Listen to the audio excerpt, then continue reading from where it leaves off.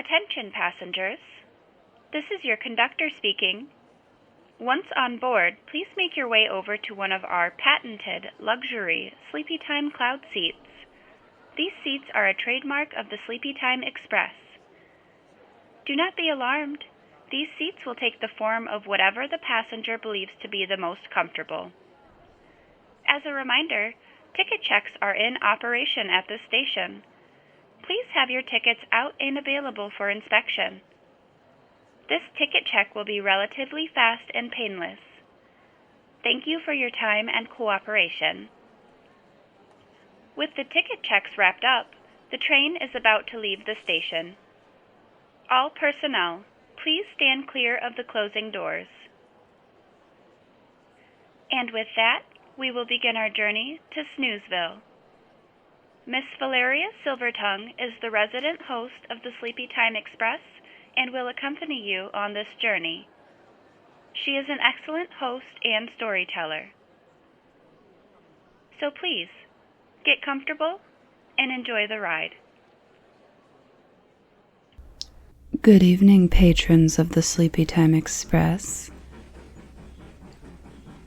Whether it be your first time here with us tonight, or you are a regular here on the STE, I'd like to introduce myself.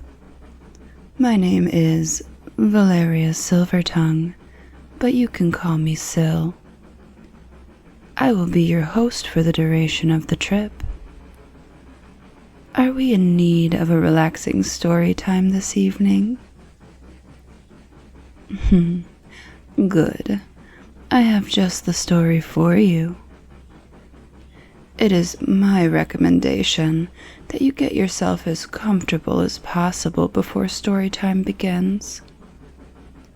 Whether that be grabbing your favorite blanket or plushie out of your luggage, whatever tickles your fancy, I don't judge. I will give you a brief moment to situate yourselves, but while you're getting comfortable, I would like to explain a little game that we play here on the STE. Each time you join me here, you have the chance to gain one Sleepy Time ticket. The rules are fairly simple, but require your honesty and integrity. The first rule is, you must fall asleep during the story.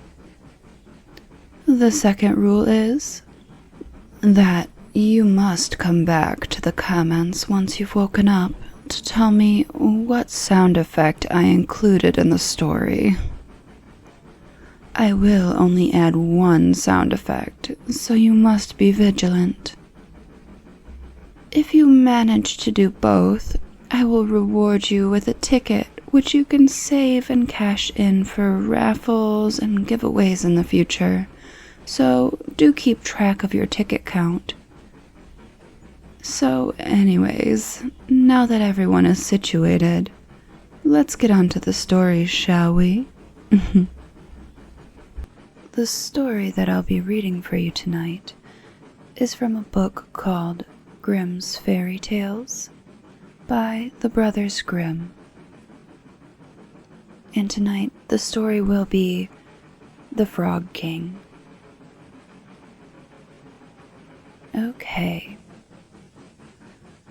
In olden times, when wishing still helped one, there lived a king whose daughters were all beautiful, but the youngest was so beautiful that the sun itself, which had seen so much, was astonished whenever it shone in her face. Close by, the king's castle lay a great dark forest, and under an old lime tree in the forest was a well. And when the day was warm, the king's child went out into the forest and sat down by the side of the cool fountain, and when she bored, she took a golden ball and threw it up on high and caught it. And this ball was her favorite plaything. Now it so happened that on one occasion the princess's golden ball did not fall into the little hand which she was holding up for it, but onto the ground beyond, and rolled straight into the water. The king's daughter followed it with her eyes, but it vanished, and the well was deep, so deep that the bottom could not be seen. At this she began to cry, and cried louder and louder, and could not be comforted. And as she thus lamented, someone said to her, "What ails you, king's daughter? You weep so that even a stone would show pity." She looked around to the side from whence the voice came, and saw a frog stretching forth its big, ugly head from the water. "Ah, old water splasher, is it you?" she said. "I am weeping for my golden ball, which has fallen into the well." "Be quiet and do not weep," answered the frog. "I can help you, but what will you give me if I bring your plaything up again?" "Whatever you will have, dear frog," said she. "My clothes, my pearls and jewels, and even the golden crown which I am wearing." The frog answered, "I do not care for your clothes, your pearls and jewels, nor for your golden crown. But if you will love me, and let me be your companion and playfellow, and sit by you at your little table, and eat off your little golden plate, and drink out of your little cup, and sleep in your little bed, if you will promise me this, I will go down below and bring you your golden ball up again." "Oh, yes," said she. "I promise you all you wish, if you will but bring me my ball back again." But she thought, "How the silly frog does talk. All he does is sit in the water with the other frogs and croak. He can be no companion to any human being." But the frog, when he had received this promise, put his head into the water and sank down, and in a short while came swimming up again, with the ball in his mouth, and threw it on the grass. The king's daughter was delighted to see her pretty plaything once more, and picked it up, and ran away with it. "Wait, wait," said the frog, "take me with you. I can't run as you can." But what did it avail him to scream his croak, croak, after her, as loudly as he could? She did not listen to it, but ran home and soon forgot the poor frog, who was forced to go back into his well again. The next day, when she had seated herself at table with the king and all the courtiers, and was eating from her little golden plate, something came creeping splish-splash, splish-splash, up the marble staircase, and when it had gotten to the top, it knocked at the door and cried, "Princess, youngest princess, open the door for me." She ran to see who was outside, but when she opened the door, there sat the frog in front of it. Then she slammed the door to, in great haste, sat down to dinner again, and was quite frightened. The king saw plainly that her heart was beating violently, and said, "My child, what are you so afraid of? Is there perchance a giant outside who wants to carry you away?" "Ah, no," replied she. "It is no giant, but a disgusting frog."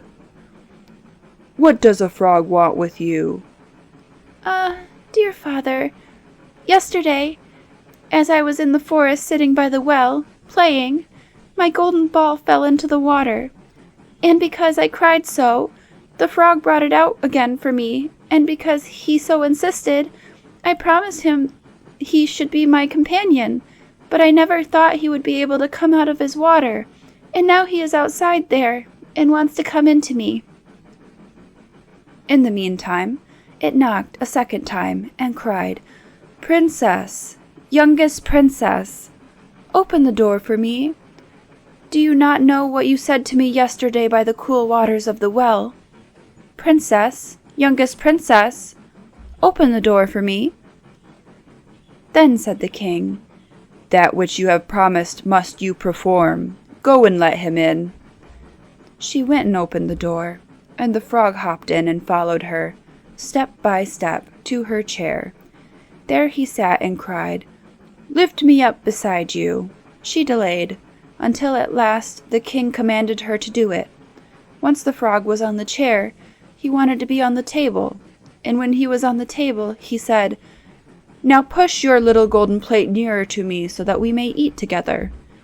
She did this, but it was easy to see that she did not do it willingly. The frog enjoyed what he ate, but almost every mouthful she took choked her. At length he said, "I have eaten, and I am satisfied. Now I am tired. Carry me to your little room and make your little silken bed ready, and we will both lie down and go to sleep." The king's daughter began to cry, for she was afraid of the cold frog, which she did not like to touch, and which was now to sleep in her pretty, clean little bed. But the king grew angry and said, "He who helped you when you were in trouble ought not afterwards to be despised by you." So she took hold of the frog with 2 fingers, carried him upstairs, and put him in a corner. But when she was in bed, he crept to her and said, "I am tired. I want to sleep as well as you. Lift me up, or I will tell your father." At this she was terribly angry, and took him and threw him with all of her might against the wall. "Now you will be quiet, odious frog," said she. But when he fell down, he was no frog, but a king's son, with kind and beautiful eyes. He, by her father's will, was now her dear companion and husband. Then he told her how he had been bewitched by a wicked witch, and how no one could have delivered him from the well but herself, and that tomorrow they would go together into his kingdom. Then they went to sleep, and the next morning, when the sun awoke them, a carriage came driving with 8 white horses, which had white ostrich feathers on their heads, and were harnessed with golden chains, and behind stood the young king's servant, Faithful Henry. Faithful Henry had been so unhappy when his master was changed into a frog that he had caused 3 iron bands to be laid round his heart, lest it should burst with grief and sadness. The carriage was to conduct the young king to his kingdom. Faithful Henry helped them both in and placed himself behind again. And when they had driven a part of the way, the king's son heard a cracking behind him as if something had broken. So he turned round and cried, "Henry, the carriage is breaking." "No, master, it is not the carriage. It is a band from my heart, which was put there in my great pain when you were a frog and imprisoned in the well."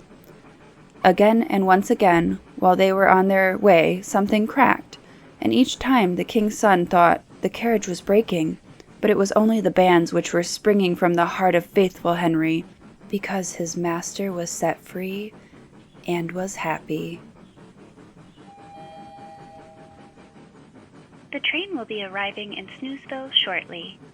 Please remain seated until the train has come to a complete stop. Be sure to thank Miss Silvertongue as you exit. Thank you for choosing the STE as your go-to transportation to Snoozeville. We greatly appreciate your patronage and hope to see you back again.